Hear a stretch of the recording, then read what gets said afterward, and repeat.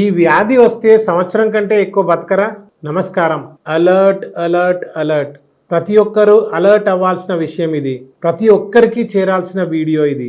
ఈ వీడియో కనుక మీరు మిస్ అయితే ఆ తర్వాత ఎంత పశ్చాత్తాపపడినా వ్యర్థమే. పరిస్థితి చేయి జారినట్టే. కాబట్టి ఎట్టి పరిస్థితుల్లో మీరు దీన్ని మిస్ అవ్వకుండా చూసుకోండి. వీలైతే ఈ వీడియోని మీ ఫ్రెండ్స్ మరియు రిలేటివ్స్కి కూడా షేర్ చేయండి. ఎందుకు ఈ వీడియో ఖచ్చితంగా చూడమంటున్నాను అంటే, ఈ వీడియోలో మోటార్ న్యూరాన్ వ్యాధి యొక్క 5 భయంకరమైన సంకేతాల గురించి చెప్పబోతున్నాను. మీకు తెలుసా, మోటార్ న్యూరాన్ వ్యాధి నిర్ధారణ అయిన తర్వాత వారి ఆయుర్దాయం 1 నుండి 5 సంవత్సరాలు మాత్రమే ఉంటుందని. అంటే వారు కేవలం 1 నుండి 5 సంవత్సరాలు మాత్రమే బతకగలరు అనే అర్థం. అలాగే కేవలం 10% మంది మాత్రమే 10 సంవత్సరాలు లేదా అంతకంటే ఎక్కువ కాలం జీవిస్తున్నారని తాజా అధ్యయనాలు చెబుతున్నాయి. దీనిని తరచుగా 1000 రోజుల వ్యాధి అని కూడా పిలుస్తూ ఉంటారు. ఎందుకంటే చాలామంది రోగ నిర్ధారణ జరిగిన 1000 రోజుల లోపే మరణిస్తూ ఉంటారు. ఈ వ్యాధి వచ్చే ముందు శరీరం కొన్ని రకాల సంకేతాలు ఇస్తుంది. ఆ సంకేతాలు ఏమిటో గమనిస్తే ఖచ్చితంగా జాగ్రత్త పడవచ్చు. అసలు మోటార్ న్యూరాన్ వ్యాధి అంటే ఏమిటి? అది ముందస్తుగా ఎలాంటి సంకేతాలు ఇస్తుంది?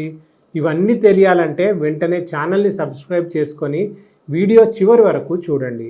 ఎంఎన్డి మోటార్ న్యూరాన్ డిసీజ్ అనేది మెదడు మరియు నాడీ వ్యవస్థను ప్రభావితం చేసేటువంటి ఒక వ్యాధి. ఇది మెదడు మరియు వెన్నుపాములోని మోటార్ న్యూరాన్లు క్షీణించడం లేదా చనిపోవడం వల్ల సంభవిస్తుంది. మోటార్ న్యూరాన్లు అనేవి మెదడు మరియు వెన్నుపాములో ఉండే నాడీ కణాలు. ఇవి కండరాలకు వాటి విధులను నిర్వహించడానికి ఆదేశాలను పంపిస్తూ ఉంటాయి. ఇవి ఆ ఆదేశాలను పంపించడం వలనే కదలడం, మాట్లాడడం, శ్వాసించడం, ఆహారాన్ని మింగడం వంటి ప్రాథమిక విధులను మన కండరాలు నిర్వహిస్తాయి. అర్థమైంది కదా? మోటార్ న్యూరాన్ వ్యాధి అంటే ఏమిటో ఒకవేళ అర్థం కాకపోయినా లేదా ఏదైనా డౌట్స్ ఉన్నా కింద కామెంట్ చేయండి. ఎందుకు మోటార్ న్యూరాన్ వ్యాధి అంత ప్రమాదకరమైనది? అసలు ఏం జరుగుతుంది ఈ వ్యాధి వస్తే? మోటార్ న్యూరాన్ డిసీజ్ అనేది కండరాలను నియంత్రించే నరాలను క్రమంగా దెబ్బతీస్తుంది. దానివల్ల కండరాలు బలహీనంగా తయారయ్యి పక్షవాతానికి దారితీస్తుంది. ఈ వ్యాధి అభివృద్ధి చెందుతున్నప్పుడు తీవ్రమైన కండరాల తిమ్మిర్లు, మెలికలు మరియు సమన్వయాన్ని కోల్పోవడం వంటి లక్షణాలతో బాధపడుతూ ఉంటారు. ఫలితంగా వారి రోజువారీ పనులు కూడా కష్టతరం అవుతాయి. అలాగే మాట్లాడడం మరియు ఆహారం మింగడం, శ్వాస ఆడక ఉక్కిరిబిక్కిరి అవ్వడం కూడా జరుగుతుంది. దీన్ని పూర్తిగా నివారించలేనప్పటికీ తొలి దశలో గుర్తించడం వల్ల సమగ్ర సంరక్షణ పొందవచ్చు. అలాగే లక్షణాలను కంట్రోల్ చేసి జీవన నాణ్యతను మెరుగుపరుచుకోవచ్చు. అందువల్ల ముందుగా గుర్తించడం చాలా ముఖ్యం. ఇందాక చెప్పినట్టు ముందుగా గుర్తించడానికి శరీరంలో కొన్ని సంకేతాలు మొదలవుతూ ఉంటాయి. అవేంటో ఇప్పుడు తెలుసుకుందాం. కాబట్టి వీడియో కాస్త జాగ్రత్తగా చూడండి. మోటార్ న్యూరాన్ డిసీజ్ యొక్క మొట్టమొదటి సంకేతం కండరాల బలహీనత. మోటార్ న్యూరాన్ వ్యాధి యొక్క ప్రారంభ మరియు అత్యంత సాధారణ సంకేతాలలో ఒకటి కండరాల బలహీనత. ఈ బలహీనత తరచుగా చేతులు లేదా కాళ్లలో మొదలవుతుంది. ఆ తర్వాత శరీరంలోని ఇతర భాగాలకు పురోగమిస్తుంది. కండరాలు ఎంత బలహీనంగా తయారవుతాయంటే కీని తిప్పడం, చొక్కా బటన్ను పెట్టుకోవడం లేదా వస్తువులను ఎత్తడం వంటి రోజువారీ పనులను చేయడం కూడా ఇబ్బందిగా ఉంటుంది. కొన్నిసార్లు ఈ బలహీనత సమానంగా ఉండదు. అంటే శరీరం యొక్క ఒకవైపు భాగం మరొక దానికంటే ఎక్కువ ప్రభావితం అవుతుంది. ఒకవేళ ఇలాంటి లక్షణాలు కనుక మీలో మొదలవుతున్నట్లు అనిపించినా లేదా ఆల్రెడీ మొదలైపోయినా నిర్లక్ష్యం చేయకండి. మోటార్ న్యూరాన్ వ్యాధి యొక్క 2వ సంకేతం కండరాల వణుకు లేదా తిమ్మిర్లు.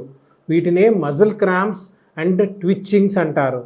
కండరాల తిమ్మిర్లు రావడం మరియు వణుకు పుట్టడం కూడా ఈ వ్యాధి యొక్క హెచ్చరిక సూచికలే. వ్యాధి అభివృద్ధి చెందుతున్నప్పుడు తరచుగా అసంకల్పిత కండరాల కదలికలు తరచుగా జరుగుతూ ఉంటాయి. ముఖ్యంగా ప్రభావిత ప్రాంతాల్లో ఇది మరింత ఎక్కువగా ఉంటుంది.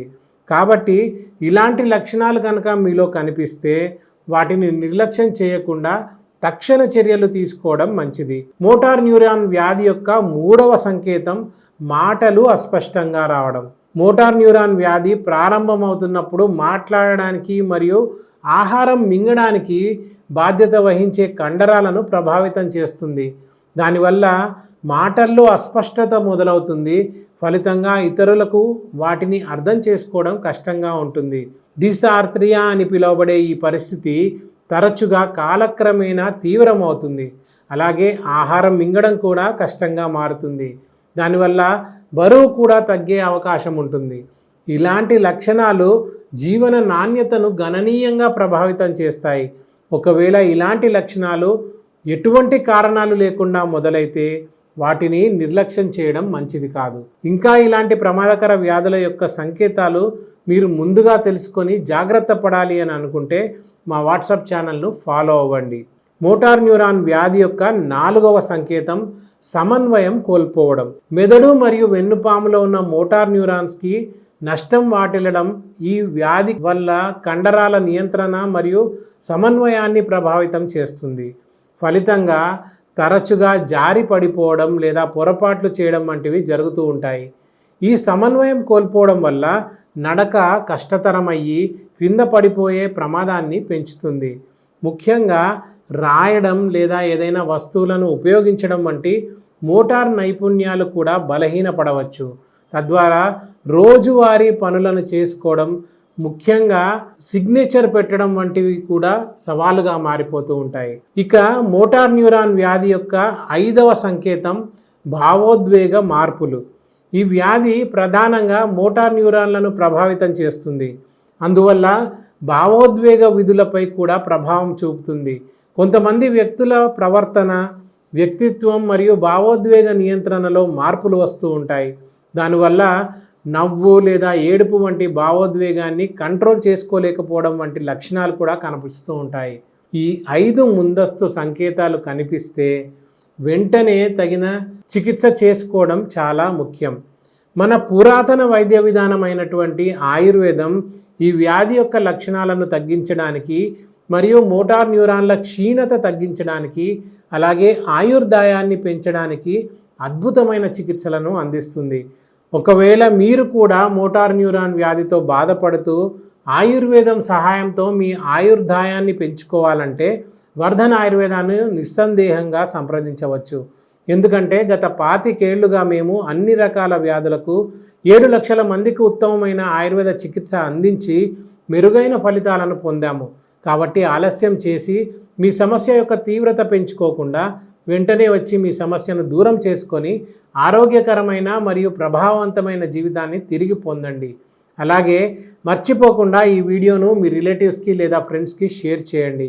ఇక చివరగా ఈ వీడియో మీకు ఎలా అనిపించింది అనేది కామెంట్ చేసి చెప్పండి. ఇలాంటి యూస్ఫుల్ కంటెంట్ కోసం ఛానల్ను సబ్స్క్రైబ్ చేసుకోవడం మర్చిపోవద్దు.